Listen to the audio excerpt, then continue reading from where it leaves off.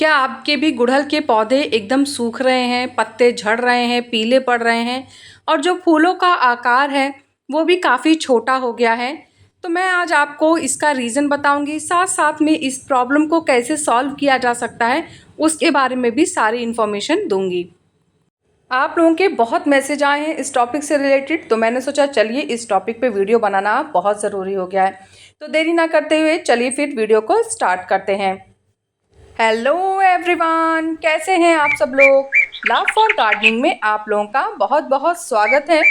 जैसे ही winter start हुई थी तो स्टार्टिंग टाइम में भी काफ़ी पत्तों ने पीला होना शुरू कर दिया था, पत्ते झड़ने लगे थे।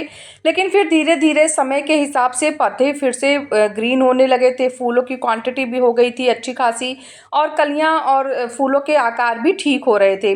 लेकिन इधर इधर 10-12 दिन से यहाँ पे हम लोग के एरिया में बहुत ज़्यादा ठंड पड़ रही थी, धूप बिल्कुल नहीं निकल रही थी, कोहरा बहुत था। तो इससे क्या होता है ना कि इससे भी इफ़ेक्ट पड़ता है प्लांट्स की ग्रोथ पे। और जो देसी जो हिबिस्कस होते हैं वो तो जैसे ही विंटर स्टार्ट होते हैं उनके पत्ते पीले पड़ने शुरू हो जाते हैं, उनके फूलों के आकार छोटे हो जाते हैं।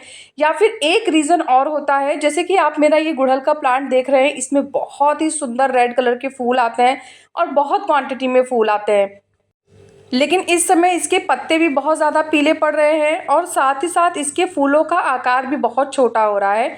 तो इसका क्या रीज़न है, चलिए मैं आपको दिखाती हूँ। ये देखिए, इसकी जो रूट्स हैं वो पॉट से बाहर आ रही हैं, मतलब जो ड्रेनेज होल था उससे बाहर आ रही हैं। तो इसका मतलब है कि जड़ों का विकास बहुत ज़्यादा हो गया है और अब ये पॉट इसके लिए छोटा है। एक और जो इशारा होता है, जो प्लांट बताता है कि अब उसकी रिपोर्टिंग करना बहुत ज़रूरी है, वो होता है कि जो इसकी जड़ें होती है ना वो एकदम ऊपर तक आ जाती हैं। मिट्टी में पानी डालो, मिट्टी बहुत जल्दी ड्राई होना शुरू कर देती है। तो इससे भी हमें पता चलता है कि अब प्लांट रूट बाउंड हो गया है, इसकी रिपोर्टिंग करना बहुत ज़रूरी है। लेकिन मैं इस समय रिपोर्टिंग नहीं करूँगी, मैं इंतज़ार करूँगी अभी 1 महीना और मैं प्लांट को इसी कंडीशन में रहने दूँगी। हमें क्या करना है, बस समय समय पे पानी देते रहना है और खाद भी दें तो लिक्विड में दें। अब मिट्टी में खाद ना दें। जैसे आप चाहें तो पोटाश दे सकते हैं इसे, 1 लीटर पानी में आधा चम्मच पोटाश घोल के दे दीजिए और बाकी पीले पत्ते हटाते रहिए, पानी प्रॉपर देते रहिए। लेकिन अभी बहुत इसको खाद ना दीजिए क्योंकि ये बिल्कुल भर चुका है। अब आप इसे खाद देंगे तो क्या होगा ना कि वो उतना असर नहीं कर पाएगा। ये देखिए, जड़ों में एकदम मिट्टी के ऊपर की लेयर जो होती है ना वहाँ तक जड़ें एकदम भर चुकी हैं। और पानी में जैसे देती हूँ 2 दिन में ही लगता है कि एकदम सूख गया है, जबकि विंटर चल रहा है। पर रिपोर्टिंग हम कब करेंगे, फरवरी और जो मार्च का टाइम होता है, जैसे 15 फरवरी के बाद और 15 मार्च के पहले पहले, ये जो 1 महीना होगा हमारा, उसमें हमें अपने किसी भी प्लांट की रिपोर्टिंग करनी है तो हम बहुत इजीली कर सकते हैं। बहुत प्यारी और बहुत अच्छी ग्रोथ होती है। तो अभी मैं 1-1.5 महीना और वेट करूंगी और उसके बाद इसकी रिपोर्टिंग करूंगी। अब मैं आपको दिखाती हूँ, जो मेरे हाइब्रिड हिबिस्कस है इनके भी पत्ते पीले पड़ रहे हैं, ऐसा नहीं है, पर इनके पत्ते 2-4 पत्ते पीले पड़ रहे हैं। तो ये एक नॉर्मल प्रोसेस होता है क्योंकि कोहरा पड़ रहा है, पत्तों पे पानी बहुत देर तक टिका रहता है, धूप बिल्कुल नहीं निकल रही है। तो ऐसे में पत्तों में जो पीले पड़ने का जो एक कारण है वो बहुत नेचुरल है। तो उसके लिए टेंशन ना लें। लेकिन हाँ, आपको बहुत ज़रूरी काम जो करना है वो है कि इन पत्तों को हटाते रहें। हर 2 से 3 दिन में एक बार प्लांट्स के पास जाइए, उनके वो पीले हुए पत्तों को हटाइए। क्योंकि अगर ये ज़्यादा टाइम तक रह जाएंगे तो फिर फंगस कर सकते हैं। फिर उसके बाद क्या होगा, स्टेम धीरे से नीचे नीचे डाईबैक होने लगेगी और प्लांट खराब हो जाएगा। तो इसलिए पुराने पत्तों को टाइम टाइम पे रिमूव करिए, साथ ही साथ जो पीले पत्ते हो रहे हैं उन्हें रिमूव करते रहिए। तो इससे प्लांट हेल्दी बना रहेगा। जो देसी हिबिस्कस है उनमें आप खाद दीजिए, मैं खाद के लिए मना नहीं कर रही हूँ, पर उनके फूलों के आकार अभी बड़े नहीं होंगे, वो छोटे ही रहेंगे। जैसे ही फरवरी मार्च का मौसम आएगा फिर धीरे धीरे उनकी भी ग्रोथ अच्छी होगी, साथ ही साथ फूलों के आकार भी काफ़ी बड़े होने लग जाएंगे। तो वो एक अलग चीज़ है। पर हाइब्रिड को कौन सी खाद देनी है जिससे उनके फूलों का आकार बड़ा हो, क्योंकि इस समय मेरे हाइब्रिड के जो प्लांट है ना हिबिस्किस के, उनके भी फूलों के साइज़ काफ़ी छोटे हो रहे हैं। तो ये एक रीज़न ये भी है कि इधर ठंड बहुत पड़ रही थी तो मैंने उतना खाद पानी भी ध्यान से नहीं दिया।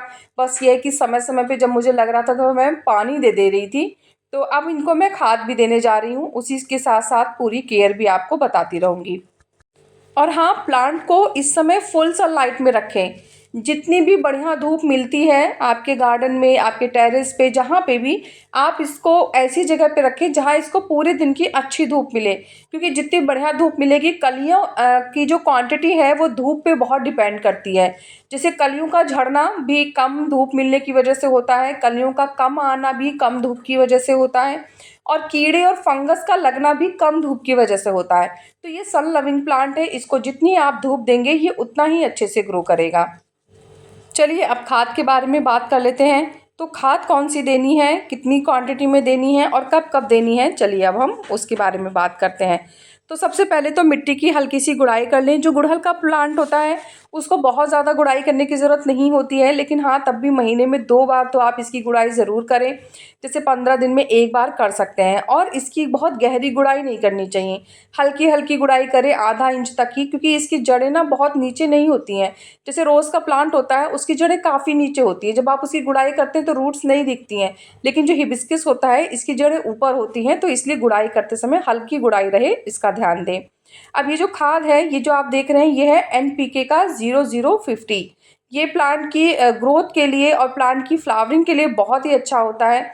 इससे फूल और कलियों के आकार बहुत अच्छे आते हैं। क्वांटिटी इसकी आधी चम्मच ही लेनी है। आप चाहे तो इसे पानी में घोल के भी दे सकते हैं, लेकिन मेरी मिट्टी में नमी थोड़ी ज़्यादा थी तो इसलिए मैंने डायरेक्ट मिट्टी में डाल दिया है।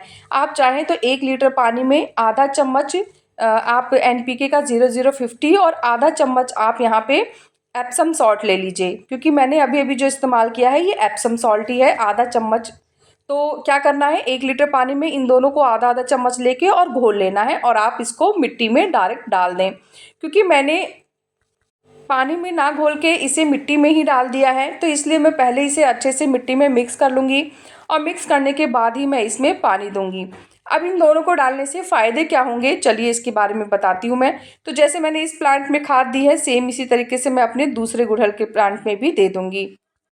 तो जो एप्सम सॉल्ट होता है वो प्लांट में न्यू ग्रोथ को बहुत ही ज़्यादा बढ़ावा देता है, साथ ही साथ प्लांट अपने खाने को बहुत तेज़ी से बनाता है।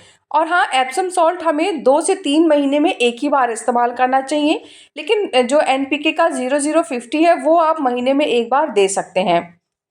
और पोटाश से फूल और कली की क्वांटिटी बढ़ेगी, फूलों का आकार जो होता है उसका साइज़ भी बढ़ेगा।